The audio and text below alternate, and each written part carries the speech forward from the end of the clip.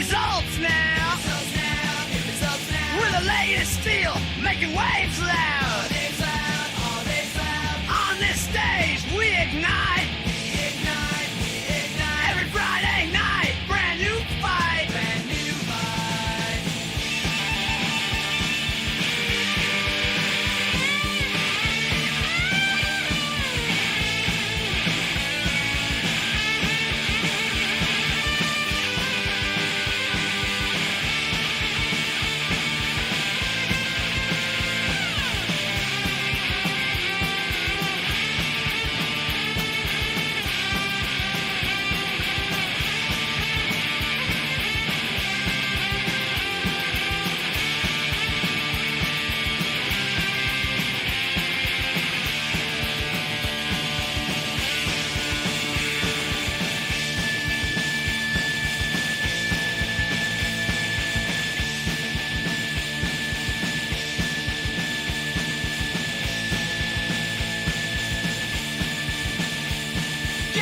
Get real, get results now. We're the latest steel, making waves loud. On this stage, we ignite. Every Friday night, brand new fight.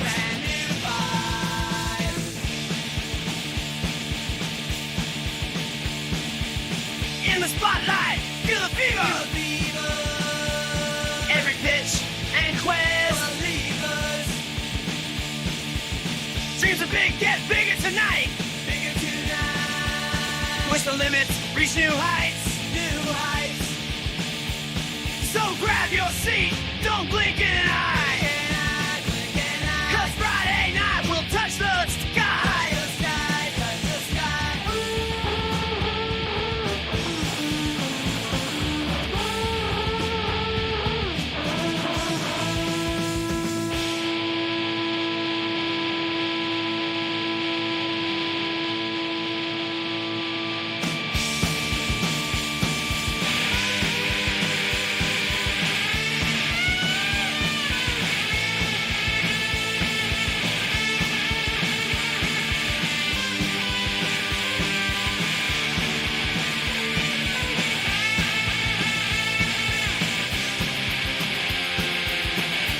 And now, welcome. It's time for Friday Night Marketing Raw.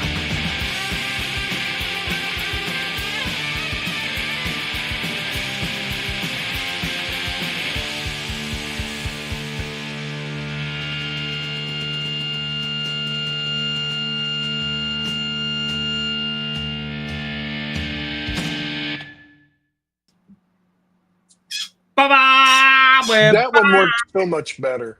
We are back. Yes. We are. We've had a 2-week hiatus from Friday Night Marketing Raw. Needed the break, was good to have one, and now we're back using one stream. So if you're if you're still trying to get into the old thing using the old link, it doesn't work anymore.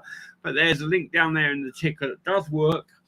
And we'll keep it updated. It will always be that URL this way, even if the room name changes, because that's one of my URL shortener ding dong domains. So there you go.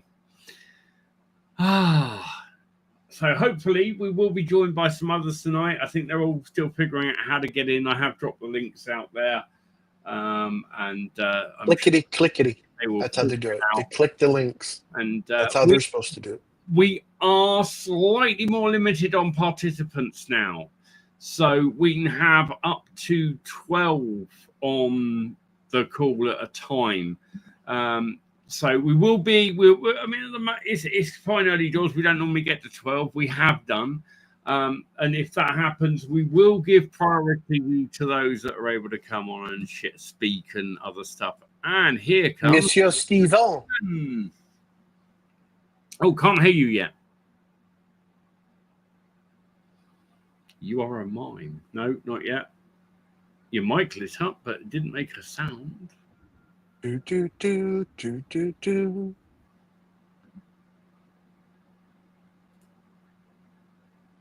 Hello. There, was that it? Is that working? No. Yes. Yep. Yes. Yeah. Just a slight delay, though. Weird. Yeah, very, very minute lag. It'd be all right. Right. I have no idea why that is at all, because it shouldn't be. But, it might be one stream. One stream. It might be them. It's not as good. It's all right. They do okay. It was a panic getting on tonight. I went, right, no problem, I'm going to set this thing up. It just would not let me add the channel because I am a manager of Moneymaker's channel, whereas when we set up some of our other ones, like Site 11, we just made an account we both have the login to. And on that one, Kurt made it, and I went, just make me a manager. So I had to make Kurt an admin so he could add the streaming option in so that I could set up the live stream. But we got there. Wow. But again, one stream support, very helpful, very good. Yep. Oh, by the way, you notice we have Guido without you here tonight. Yes, Giodo. I spelled it wrong. It's okay. Okay. It's Guido without you. Yeah. We still love you. And then he goes away. Look at that. You give him some props. Presumably to fix it. Yeah. Okay, that's interesting. So, quit muting yourself. Tom said, what? You cut out then? I know, I muted myself. Tom Clark watching over on the YouTubes. Good evening, Tom. He says, not sure if it's a YouTube thing or one stream thing, but I can't watch the live from the beginning. Once it started, let me just try. I don't think you can on YouTube. I'm not sure. Yeah, but you used to be able to with the old one. Okay. Because quite often I would join a stream late and it would already have started and I could watch from the start and then run it a bit past, it would catch up. But on this on this one, he's right. You can't adjust the time thing and go backwards. So there you go. More reason to be here live. So you don't miss that good thing you just missed. Whatever. You can pause it. Hello, Ellie. Hello. Well, so getting used to everything that's going on in here. What have you all been up to? I'm going to put people in the green room if they don't stay on camera and talk. There's no point. Well, I've clicked on something and it didn't. Yeah, that's okay. That's better. Right. Okay. I mean, I've been making video. Well, I've made a YouTube channel. That's what I've been up to. We got to share that because and let me try and get into a window where I can do. And is it one video's live so far, isn't it? One video is live at the moment. Okay. And the other one, sorry, I've just clicked on the wrong thing, and now you're coming through the wrong headphones. Is that better? No. Is it better? Is it worse? We don't know. Okay. No, not that one either. We're not experts in life. We just play it.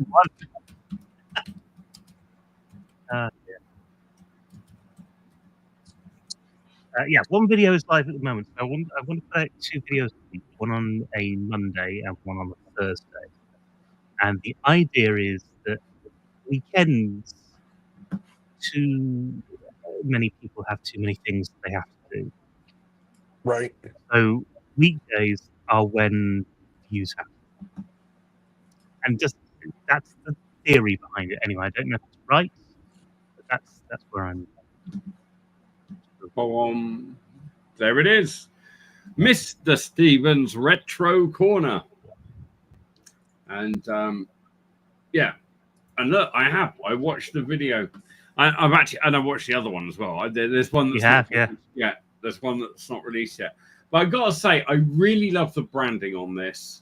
And it's taken 3 months, something like that. I don't know when I first started talking about this. It's taken about 3 months to do that. A month of which was me trying to make myself in 3D, so that I could. That's all it was. So that little thumbnail that you've got there, with my character on, and all of that, I thought, well, if I could do a 3D model, then I could pose stuff and I could easily put stuff into poses, and it just did not work out like that at all, because the building process was so much more involved than I was expecting it to be. Yeah. Your intros and stuff are great. I mean, I'm getting ready to start doing content for this. My intros are not that slick, but that's okay. But I have had comments on this that are saying how good they think the overall videos are. I've had somebody who is a creator themselves saying how good they thought the B-roll was on the first video. The B-roll on the first video, other than the first few shots, is not that good because it was filmed with an iPhone. The first few shots I actually reshot using my Fuji camera because it wasn't good enough to go on YouTube. It was grainy, it was horrible, the colors didn't work at all. But just getting those first few shots in, people's eye gets in and they think, oh, this is a quality thing. It doesn't matter about the rest of it because psychologically they've already gone, this is what I'm getting from this. So yeah, I think I've done okay. Yeah. Playing with my lighting a bit at the moment. Figuring stuff out. Yeah, I still haven't completely figured mine out either, but it's well, mine is, and this is one of the things I was like, you know what? I just never really put in a lot of effort into what thing. And I'm going to do this properly. So I was like, okay, but let's imagine that I had to do it on a tight budget. What would I do? Because, you know, when I teach people anything I ever teach them, you always get asked the same questions. Oh, but sorry for you, I can't afford that, blah, blah, blah lighting. My lights up the front are a pair of ring lights that cost £11. Yes. Can you hear me, by the way? Yeah. Yes. Okay, I've just switched a few things around on here. That's why. Yeah. Just wanted to check. So the ring light cost £11. Was this a AliExpress, Temu, that kind of thing? Amazon. That's pretty good. Yeah, a 2-pack. I mean, they feel cheap, I'll say that, but they work really effectively. I'm still playing around. You've got so many settings on them, it's ridiculous. You can do color, temperature, and then you can bring them up and down. And so, and I showed you these things a couple of weeks ago. Somewhere between 11 and 15 quid on AliExpress. Yeah. And the light on them is just phenomenal. I mean, it really is very good. So one of those either side of your desk. You can plug them in. You can run them from the USB-C port once plugged in. So one of these either side of your desk, and that's 20 quid. You've got 2 lights for the 3-light setup, and then you could just stick another one of those behind it. These lights, I mean, this is how much they trust their equipment. Has a warning label that says "Don't plug it into a computer." Yeah, I've seen a few like that. I was like, "That's fine. I've got an adapter. I plugged it in." And so yeah, I've been playing around with a lot where you can see some experimental things going on in the background at the moment. What I've been mucking around with, but I've got a screen that's going to go up and come across there, and then this whole thing. You won't see much of this wall because the camera's going to turn more this way. Sure. And I've also see just over there. There's a lighting stand. I had to put up the other day just to get an extra little bit of light in it. It's only a tiny little amount of light. Yeah. But it just raised the shadows a little bit in the shot. And the first 3 videos I've got don't have that in, but then the next one's going to have that in, and it'll you know, you're always sort of thinking about these things and how you progress and how you do the next bit. I've just ordered a step down transformer, which I'm thinking I might be able to put on this camera, and if I can, it means I can stick the auto cue on this camera, and then that means that I could go out with the auto cue. It's only about a 30 quid auto cue, so I think it's broken. It's not the end of the world. And actually do some shots outside and do bits to camera outside, which people don't do. So, you know, again, it's what can you do that isn't a huge departure from what you would normally do anyway, but is then going to actually add some sort of value to it, some sort of, you know, visual value to it. It honestly is amazing how what you can get good enough. good enough results, right? I mean, I'm Yeah. under no illusion. I've got a C920 camera there. I use an iPhone camera for some other shots and things, especially when I'm working on the workbench and things like that. That's it. I don't have a posh camera. And I was like, well, let's carry on and see what else we can do. So I was like, right, budget ring lights, budget this, budget that, and let's just see what result I can get with that. And I've been amazed at just playing around. I mean, it's, I've got a long way to go, but it's coming together, and I'm starting to go, oh yeah, that there and that there. And now, bear in mind, I do have what is currently the latest iPhone, so the iPhone, which is 16, I think. Or something. And the video on that is substantially better than it was on my previous one, which was the 7. Yes, still actually get some pretty good quality video with that. And I have used it wasn't the 7, it was the XS Max. Sorry, I've used the XS Max, the back facing camera, the one that's next to the screen facing camera, which isn't the best quality there. I've used that when I've been on location before to do a shot of me. And it was fine. It wasn't the best quality video, but it was fine. And if you mix that in with some better quality video, from the front camera, then you've suddenly got something that works. And like I said earlier, if you set people's expectations for quality up earlier, right first thing, then even if you have some lesser quality stuff in the frame, they kind of forgive it. Yeah.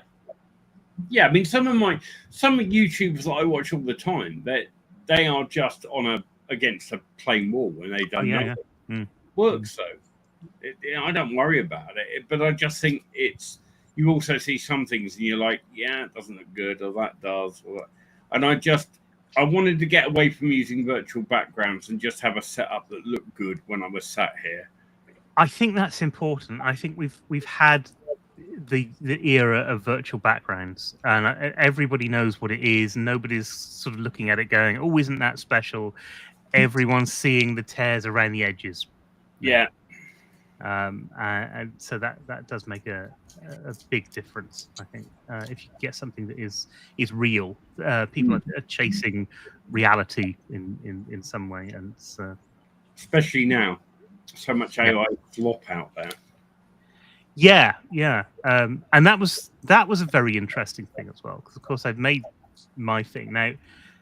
In my branding, actually not a lot of it is AI, because the little character I made it. I basically copied another cartoon. So my character is an amalgamation of all sorts of different cartoons: Tom and Jerry, The Simpsons, not Disney stuff because it didn't quite work, but some Don Bluth stuff. So, American Tail, that kind of thing.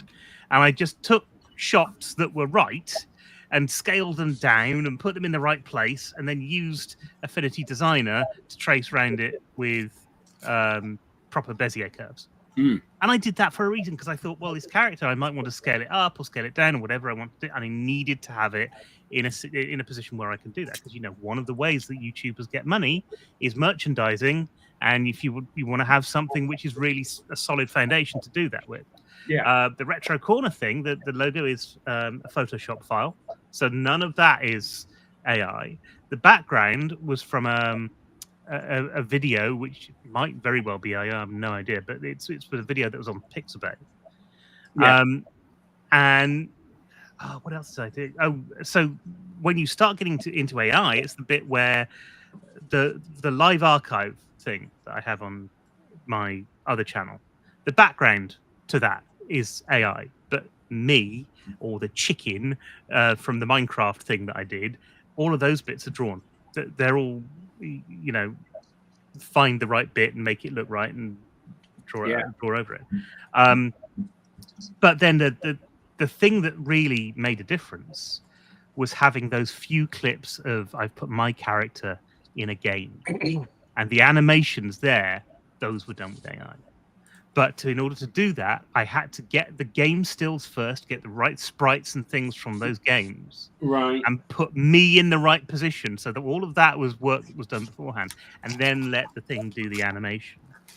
And I showed that to people, and they said, "Wow, that looked really good." These are people who are it my does. target It audience. looks really professional. And then I said, "They're done using AI," and nobody minded.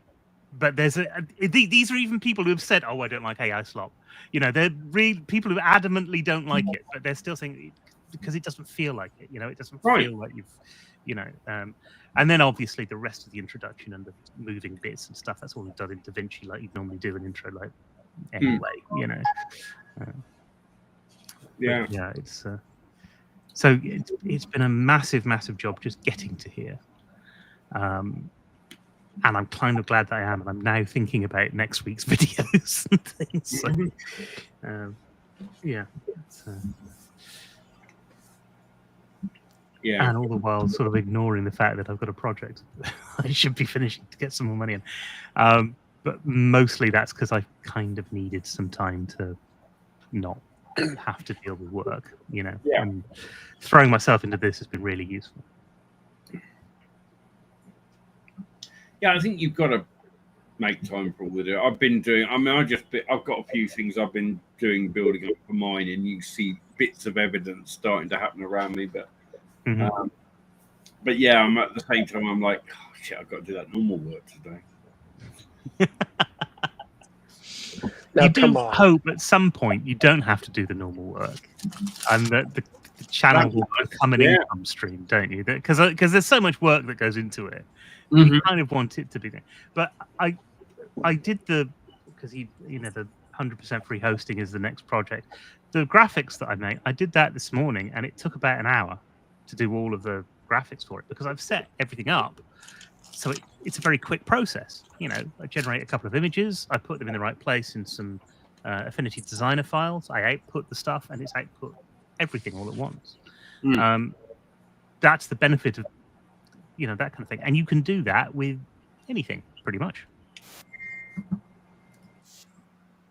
Hi, Evan. Good to see you.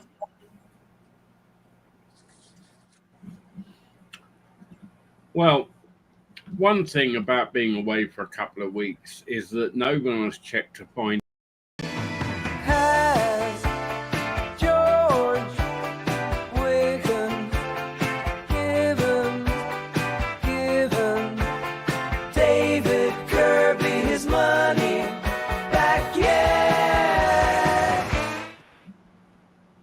No. Of course he hasn't. We give it a 2-week break, still nothing. But hey, keep coming back. You never know. One time, we'll get there and we'll find out. But that is.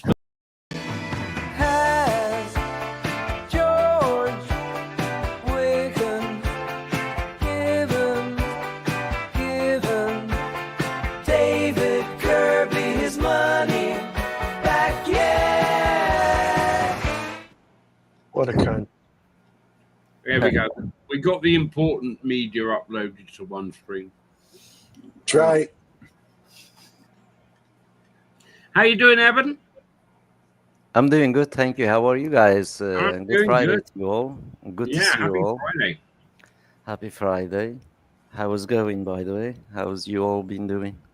I've been doing better than I deserve, I think. It's my line, damn it. You look good, Kurt. Your hair is growing again, mate. My hair is always growing. I just got it cut. I mean, it was down to the skin Tuesday. How are you, Stephen? How are you doing, Miss Stephen? How's it going? Not His bad. hair's growing too. Just explaining to people, I just started a YouTube channel. I literally dropped the first video yesterday. I've already got 54 subscribers. It's got 500. Share the link so I can subscribe to you. Yeah, really pleased with that. That's good. What's YouTube about? Like, is it something different? It's called Mr. Stephen's Retro Corner, and it's about these retro handhelds that I've been buying copious amounts of. Sort of reviewing those and talking about retro games and old gaming things.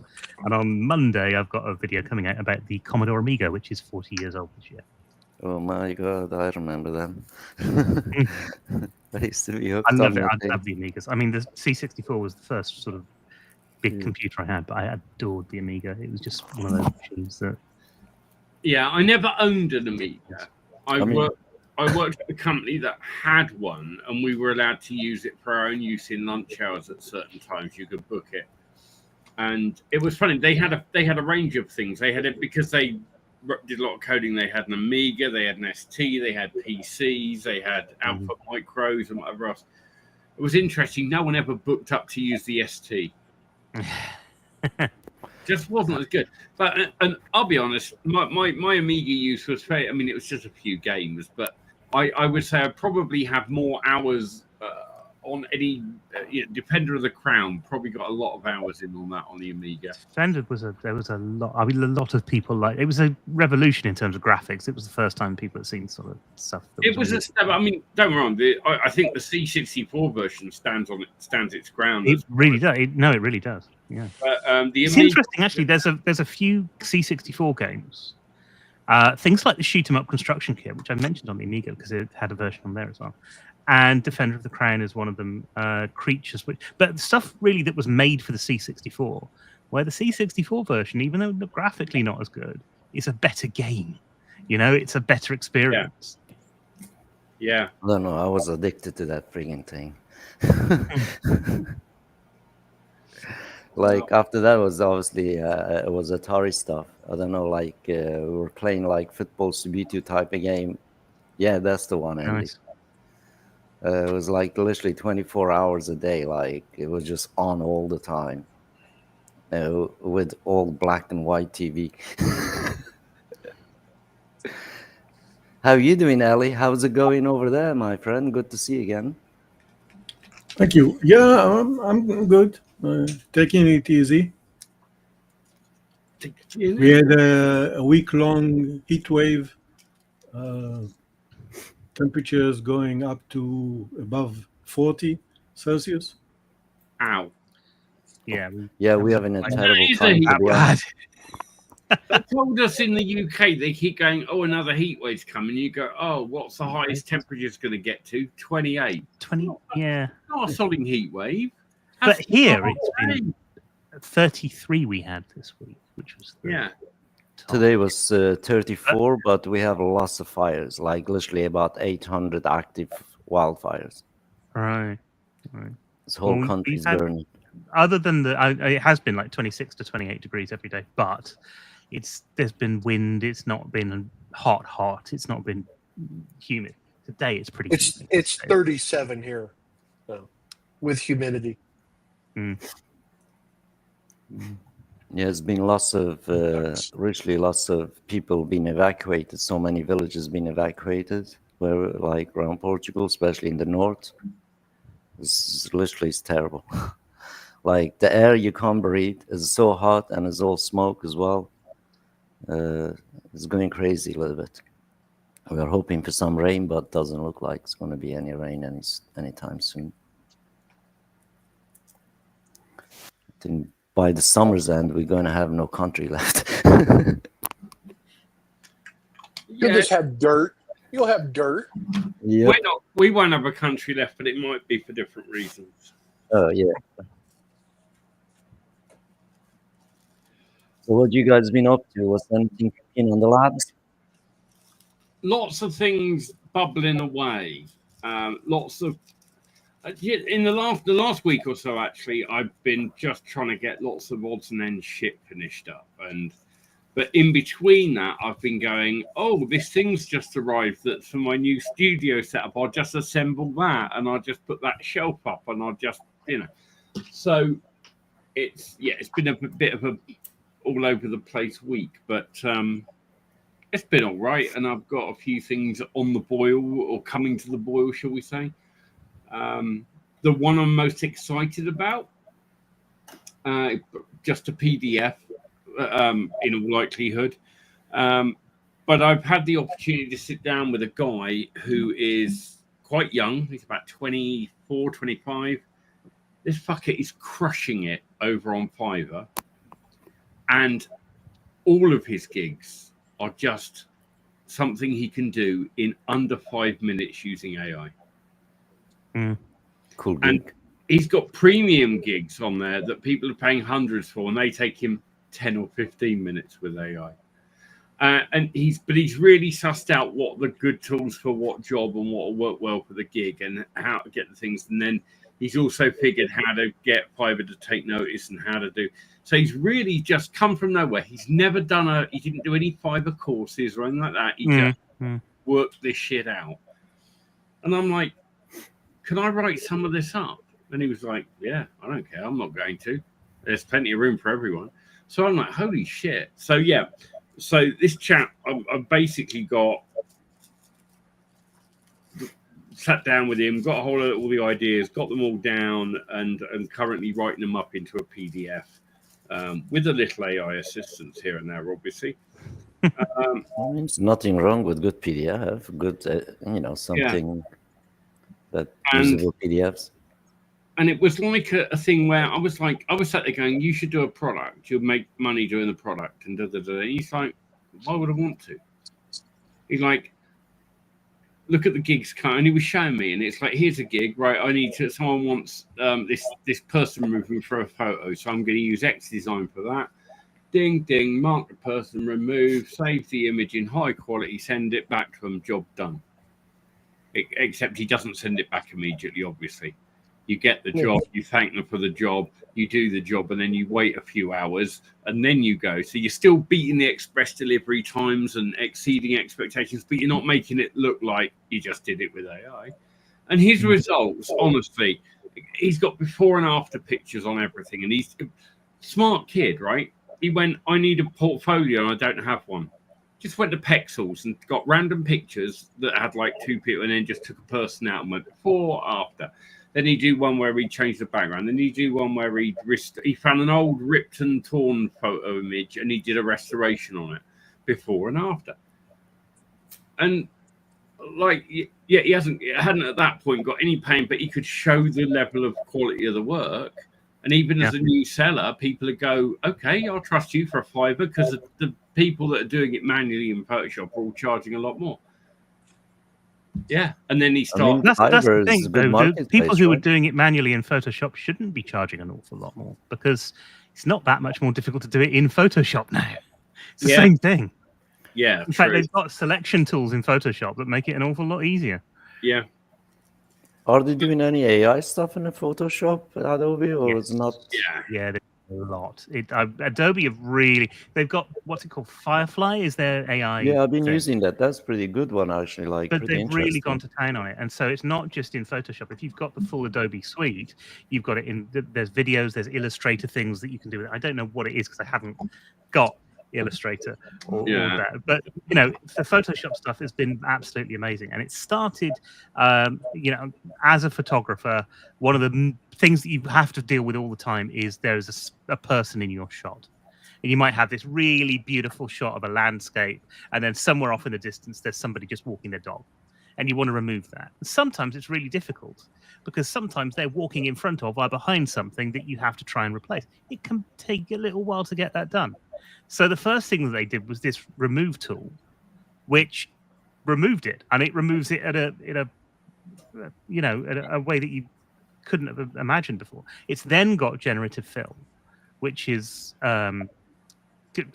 circle around something and say I want something in here, and it'll put it in there. So like the in painting on other stuff. Yeah. It's then giving you the opportunity to say, oh, right, well, generative fill, but I'm going to give you a sample image so that you see what sort of thing I want you to put in there. And now it's got a thing called Harmonize, which is brand new. So it's in the beta at the moment, but it's going to come out in the next sort of release or so. And Harmonize, you can put an object on another object. So say you want to put an apple that you cut out on a table. Click on Harmonize, it will match the lighting and the shadows and everything. And that is a job that I have been doing on the Doctor Who things that I've been doing. And sometimes it can take a while. I mean, you're not talking about hours, but when you then multiply that up through everything that you want to do, you are saving hours and hours and hours of work on those little things just to, when you need to do them. So I probably wouldn't use it if I was doing the Doctor Who things because that's the fun thing that I like to do with it. But if suddenly I had to put an apple on a table for a picture that I needed for work, then that's it. That's the simplest way of doing it. Yeah. This kid use Firefly a little bit. I think it's pretty cool. Mm-hmm. just shows just take the action, and it's like, and he's found websites that have got like, because he didn't pay for anything up front. He was like started advertising. He made all his samples using the free trial, and then when he actually had done a couple of paid gigs, he could do them with a free trial. Then when it started ramping up, he had to upgrade. But that's not the problem. You've made the money. Yeah, of course. So he's using, and he used X Design for some things. He uses Canva for others, and but I did say, I go, have you ever had a thing yet where you haven't been able to do what was asked and whatever else? And he goes, yeah, of course. Yeah, I have one. I ran it for a few AI things. They just were doing a shit job. He said, I could have fucked around for hours, but why should I? So what I did was I made it as good as I could with AI. I sent it to them and I said, I'm sorry, this isn't my best work. But it's the best I can do. You can have this with my compliments. I'm refunding you. He said, and those people rave and they come back and buy from him again. So, Excellent. it's so what? You just took the odd one that you can't do, you don't worry about. And I'm like, genius. I think that's very rare, though, isn't it? Having that sort of, level of care, even for something. Well, honestly, I sat there because I was like, it can't be this easy. And so I went, okay. Yeah. So I did what he did. I went to Pexels. I looked at photos that I thought, that'd be a bitch. I don't know a lot. I'm not good at photo editing, but I know enough about it to know what's hard and what would be. And then I go, and I also know what result I'd expect from Canva. In fact, I can put it in Canva and see, and it's okay, but it's not brilliant. Yeah. You chuck it in this X Design bloody thing and take the background out, and it gets every strand of hair. That does look pretty interesting, X Design. That's a I can see me subscribing to that and paying for it. I'm not at the moment, but I did a free trial and actually did a paid trial to try all the different models they got. Yeah, and I went, okay, I've seen around it now. I'll cancel that. But one of the biggest money opportunities. This is gold for people watching on YouTube.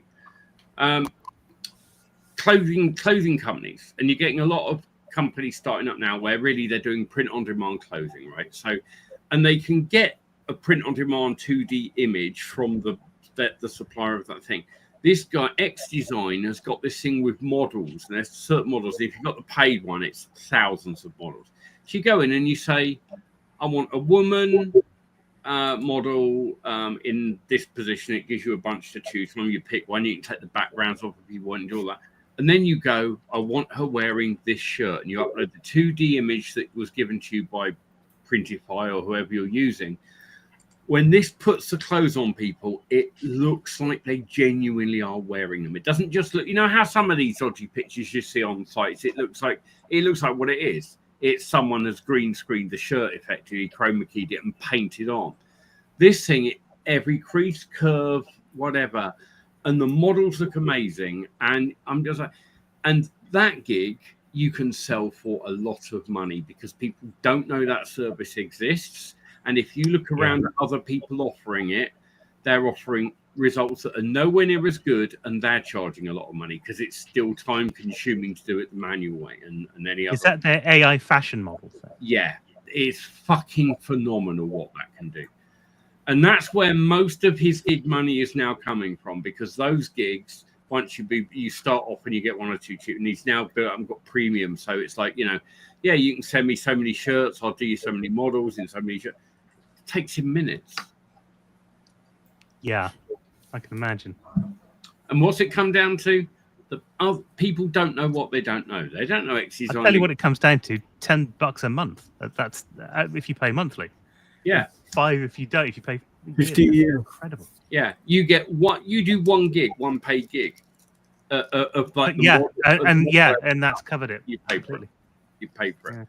So X Design is one of the things he uses other stuff as well. But I'm going to basically write all this shit up because he is the epitome of what happens if you come in and go, I don't know what I'm doing. I'm not an artist. I'm not this, I'm that. But I bet I could use that AI thing. And then go, I'm going to offer it as a service. And then start selling and people leaving him amazing reviews. And you're just like...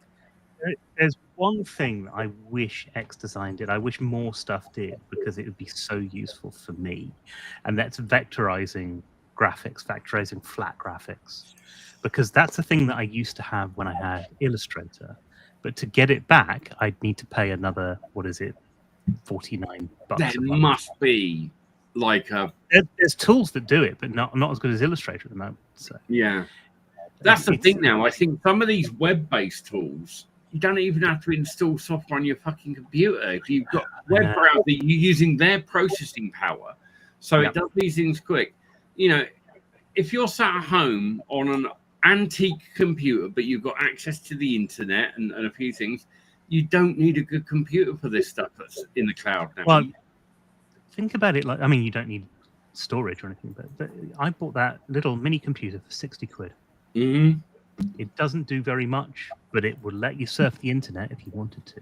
Yep. And since none of this stuff runs on your computer, cloud-based everything, and you've got a really strong computer for actually creating stuff, which you didn't used to have, you know. Right. And you could do this stuff on a freaking Raspberry Pi. Yeah. You know, the new Pi 5, and they bought out a monitor for it, and you can get the complete setup is less than 200 quid, and it's a desktop computer system. Mhm. Now, You can do lots of it on smart TV too. Yeah. Well, that's true. Actually, you can. They're But really- you know, a lot of those sort of mini PCs that are a couple of hundred quid for a fairly decent box of tricks, really. Which, you know, you're not going to do a lot of stuff with it, but if you just want a work computer, something that will get you up and running, that's perfect. I don't know. I got a computer all for different things. Like I got a computer for coding. I got a computer for just browse internet and all that stuff. I got a computer for banking. I got a computer for. Browsing the internet, I mostly use the iPad for. I don't really sit at the computer and browse the internet anymore. It's just not comfortable. Yeah. My iPad is, at one point, I used it a lot. Yeah. But it's now probably the least utilized thing I have. It just sits around doing nothing. In fact, I've just made a video loop for my thing that I can, and I'm going to put that iPad in a holder on the shelf, and it will be running a video loop, and that's going to be its entire freaking job. Waste of an iPad. But you know, it's like browsing the web. I always come to the computer. I just find it easier. I don't like browsing the mobile web, although I will use it. I prefer the desktop experience for my computing, and so that's what I do. I thought, you know, Amazon, for example, is pretty much the same. It doesn't matter what you get. And now, because your payment details are already stored, you don't have to have that thing of, oh, I've got to get the credit card out and tap this into a little iPad stuff. You don't need to worry about that. It's all, you know, it's all stored somewhere else. Like, so I don't. There's a lot of stuff I just don't think is any different from the desktop experience anymore, because everyone's built for mobile. You know, everyone's gone, well, we need to access it on this. And I know people who have started, they're not still running it on, but they initially started that entire business. All they had was their iPhone. That was their device, their camera, their everything, email, the lot. And they now, props to them, because that would have driven me nuts doing all the emails on one of them. But you can do it. That's the point. There's, you know, at the end of the day, that going, well, I don't have the right equipment yet. Well, that's okay. What do you have? What can you do? And then this person basically started selling on eBay. They started off with some junk they had, and they used to go to car boots and pick things up and list them on eBay. It was all run from a phone and an app they have on their phone with a barcode. Well, eBay's got it built in now. You can it's got a barcode scanner, or take a picture of the item and it'll bring up all the similar listings. And then if you go to your filters and say, show me sold items, and then you can see what's sold in the last 30 days. And how much it's been sold for. Yeah. It's a godsend when you're doing something like, well, any sort of arbitrage, but definitely, I mean, taking it back to games again, people do that. They go around car boot sales and they'll scan games. And they used to do it with DVDs, but nobody buys them anymore. You know, or they buy it for such a small amount of money. Yeah. Any game that you've got, even if it's just a cartridge, can go for like 10, 15 quid. And if someone wants to just part with that for 50p, which sometimes they do, there's good money to be made there. Some sort of scouring car boots. I think they are the safest games, right? Because the other games so easy to hack and stuff. The cartridge games, they're coming back again a little bit. I mean, yes, but I don't know of a system that hasn't got their ROMs already on the Yeah. internet somewhere. That Yeah. There are ROM readers out there, and you, Yeah, can, yeah. Yeah. you know, it's not really a. Switch 2 might be the one that people haven't still cottoned onto yet, but then it's only a matter of time. It'll take a while, but then everyone's terrified too, because if you're trying to think, you might end up with a brick device. Might brick your console, yeah. Nintendo can But just at will some point, you off. at some point, somebody is going to go, oh, it's this code here that's getting sent. And all of a sudden it won't be a problem anymore. You know. Yeah. Hi, Chris. But it's a shame, you know, I've always been a big Nintendo fan. I think from SNES, N64 upwards, GameCube. I even like the Wii as for what it was. The Wii U was. I quite liked the Wii. I mean, it was flawed, but it was quite a good console, and the games were pretty good on it. You know. And this the first Switch. I love I had one. I sold it recently actually because I wasn't using it. But I wouldn't buy a Switch 2. I wouldn't go down the. Nintendo now are just being arses. They've always been very litigious and very whatever. And I understand you want to protect stuff, and everyone does it, but they take it to ridiculous. Now it's stuff that is hurting consumers. Yes. Before it was stuff that was hurting pirates, and you kind of go, okay, fair enough. You know, that's the line you try and. Well, if you want to pirate games, that's the line you walk. It's you know, you could fall foul of these things. But now it's actually hurting gamers, people who are legitimately buying console. Definitely, I can't see why you would buy a second-hand Switch because there's no guarantee that it's going to work.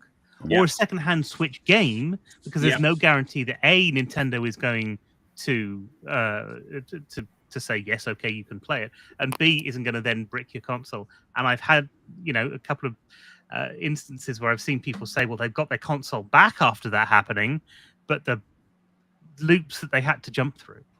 I'm thinking, okay, well, what am I getting this console for? A handful of games that I don't want to play yet, and it just didn't seem. This is where worthwhile. we're getting this thing where you can understand the need for control and that, but it's at what point is it beneficial to the consumer? At what point are you just being dicks? Like BMW, car manufacturer, they actually, I believe them. Sorry. And if I'm wrong about it not being BMW, don't sue me. I'm pretty sure it was a BMW. It might be another manufacturer. But they've got a car out that has heated seats. But in order to use them, you've got to pay. You have to pay a subscription.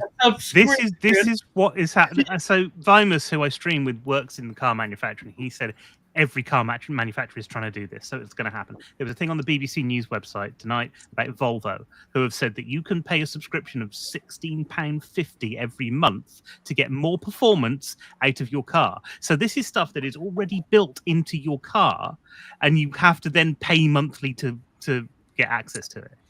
And I'll tell you the reason why this is going in this direction. They thought Sirius XM, Sirius Radio was going to be popular and everyone would subscribe. They paid into that. They bought into that idea to get that into their vehicles, and it's not paying off. Very rarely does someone subscribe to it. Yeah. So they're like, why would crap. you? Why would you?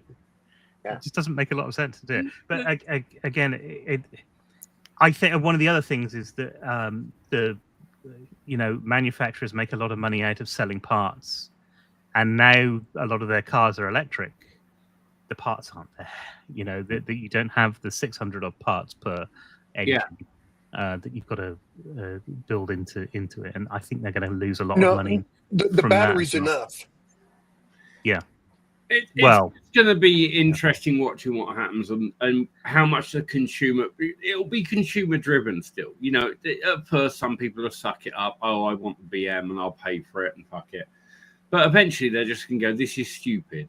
You fitted heated seats to my car. In the old days, you turn on a switch and it turned them on. And they're driven by my battery and my car and everything.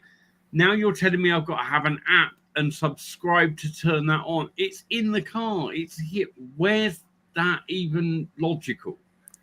Well, again, what's going to happen is somebody is going to hack it. You'll get an aftermarket app that looks virtually the same as the other one, and it will work virtually the same as the other one. I've just bought, and I did it to put it in the video. I've just bought a Nintendo 2DS XL, and I literally bought it for 5 seconds of video footage. But I had to have that experience of going, well, I own one of these things now, and I've seen it, and is this device I'm testing it against better or worse? I had to know that, and I modded it. And it was the most painful thing. You would think it would be easy, but it is a real pain in the ass. And then you get through the modding process and you go, oh, brilliant. Well, now I've modded it. I can put any game I want on there. I've got a collection of games. I'll download these. And then you find out you can only put 300 on there maximum. Right. So the experience of doing it is not good. If you had the experience of that compared to using an emulator, emulators win every single time. But what used to happen was that when you tried to mod your Switch, Nintendo would pick it up and they would brick your console. Yep. Sorry, not Switch, your DS. Then somebody released this thing called Luma, and it stopped the signals getting sent to Nintendo that would allow it to brick it in the first place. And right. That's it. You could mod your console without any problem at all and play whatever you wanted. Good thing about that and DS. The same's going to happen with cars, because why wouldn't it? I think the car industry is doing that for microtransaction as well. Because after sales, like they don't get any cash flow coming from the car. So they will like create these gimmicks. For example, I read somewhere. These features will have a really good use eventually. Like we've already got, there's already companies trialing completely self-driving taxis. There's a name for them in certain states in America. They got them. Now, to me, it makes sense to have these sorts of features on that. Then it's like booking a hotel. Oh, well, would you like the luxury experience with the heated seats? Do you want the curtains? Do you want this? And it's like you choose extra options. That makes sense. But then you're renting the whole thing. So you're renting the experience and the use of it. When you own the car, you buy a car to own the car. It just seems ridiculous to me. That DS you bought, one good thing about that is it will only appreciate in value if the current market's anything to be an indicator. Because that's true. The one thing about DS is any handheld console, the aftermarket on it, because they get put in people's pockets, thrown around, damaged, broken, thrown away, lost. There's less of them in good condition in the aftermarket, and so if you can get this is a pretty good consider. I paid 130 quid for it. Yeah, they're normally 150 quid secondhand, so I got it cheap anyway. It came with a charger, which the original consoles didn't, and it came with a game installed. And I thought, okay, well, I can get it. I can get these shots, and I can stick it back on eBay. I can at least make my money back, and that'll be fine. Yeah. Now, what happened was I got it, and I started playing around with it, and I thought, I like this. I'm going to keep it. Yeah. But I've run into that one. Yeah, it happens occasionally, doesn't it? I've got to find something that I'm going to do with all these handhelds that I'm buying that I then don't want after I finish reviewing them. So that might go on to, Oh, no. That's when you do giveaways. No, I can't give them away. I've got to make the money back. I'll tell you what you Otherwise, I can't buy more of them. But I've invested now so that I can then sell them again and then invest more. So what you do is autograph it, and then you could do some value added stuff with it. I'll get some stickers made up, logo stickers made up, official Mr. Stephen. Yeah, give away and build emails. Stephen. I got a cheap handheld from Temu to try out, and I was actually going to do a video about that, but I wasn't ready to do the video, and I didn't want to miss a return window because the video would have been honestly, it would have been me going, "This looks and feels really nice." Turn it on. Fuck me, this is shit. This is awful. Yeah. This is awful. It runs so it crashes. It's shit. And it was so bad, I couldn't find a redeeming feature. It was like, I could reflash it with this, and I could do that. So I tried that, put another chip in, and doesn't work. Card in.